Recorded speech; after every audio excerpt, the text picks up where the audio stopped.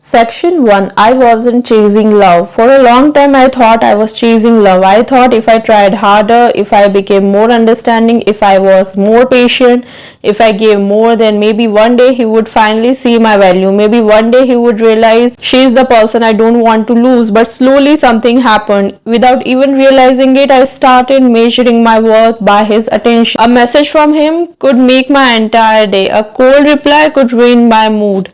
A little affection could make me forget all the moments where I felt ignored. And that is when I realized something painful. I wasn't chasing love. I was chasing the feeling of finally being chosen. Maybe you know this feeling. You are always the one starting conversation. You are always making plans. You are always understanding his situation. You are always giving him another chance. And somewhere deep inside you keep hoping, if I just love him enough, if I just stay patient enough, if I just prove that I am different, then maybe he will finally love me the way I love him. But love was never supposed to feel like a job interview where you constantly have to prove that you are worthy. Real love does not require you to convince someone of your value.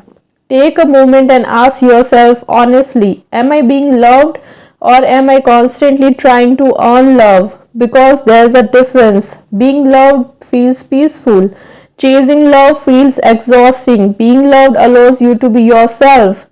Chasing love makes you afraid that if you stop trying, everything will disappear. And maybe that is the most painful realization. Sometimes we are not afraid of losing the person, we are afraid of losing the hope that one day they will become the person we always wanted them to be. Section 2. Why I couldn't let go. Now you might be wondering, if I know this hurts me, why can't I just let go? Why do I still miss someone who made me feel unwanted? Why do I still think about someone who did not choose me? And the answer is something many people never talk about. Sometimes you are not attached to the person, you are attached to the possibility. The possibility that maybe he will change, maybe he will understand, maybe one day he will realize that what he lost. Maybe one day he will finally give you the love you were waiting for. And that hope can become stronger than reality. Think about it. If someone was completely cruel all the time, walking away would be easier. But what makes it difficult is the beautiful moments, the conversation that made you smile, the memories that felt special, the moments when he made you feel seen. Your mind keeps returning to those moments because it is trying to find the version of him you fell in love with. But ask yourself something deeper. Are you missing him or are you missing how you felt when you believed you were finally loved? Because sometimes we don't miss the person. We miss feeling important, feeling chosen, feeling special, feeling like someone finally understands us, someone finally chooses us. And here is something I want you to remember. Someone's inability to choose you does not mean you are not worthy of choosing. Sometimes people cannot give what they do not have. Sometimes people cannot love us in the way we need because they are not emotionally available. And that is painful, but it is not proof that something is wrong with you. Section 3. The mixed signal trap. There's something I want you to understand because this realization can completely change the way you see your past relationships. Sometimes the strongest attachment is not created by consistent love. Sometimes it is created by inconsistency, by the moments when someone gives you attention and then suddenly takes it away. One day he makes you feel special, he talks to you for hours, he makes you feel like you are the only person in the world, and suddenly he becomes distant. His replies become shorter. His effort becomes smaller. You start wondering, did I do something wrong? Did I say something that pushed him away? How can I get that version of him back? And without realizing it, your mind starts chasing the moments when you felt loved. Not because those moments were enough, but because they became rare. You start holding on to small signs. He viewed my story. He liked my photo. He replied after 4 days. Maybe he still cares. But my friend, attention is not the same as love.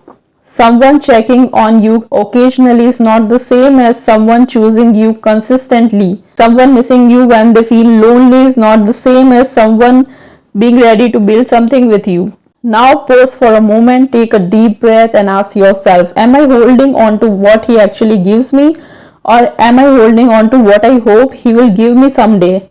Because sometimes the hardest person to let go of is not the person, it is the version of that person you created in your mind, the person who would finally understand you, the person who would finally choose you, the person who would finally give you the love you were waiting for.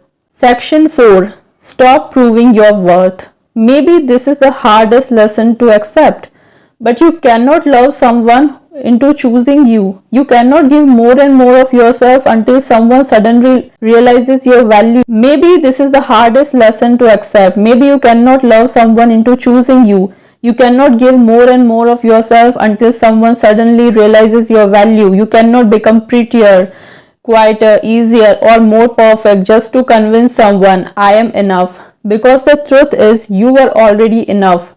Before his attention, before his compliments, before his messages, before he entered your life, maybe you changed parts of yourself to keep him. Maybe you stopped expressing your feelings because you were afraid he would leave.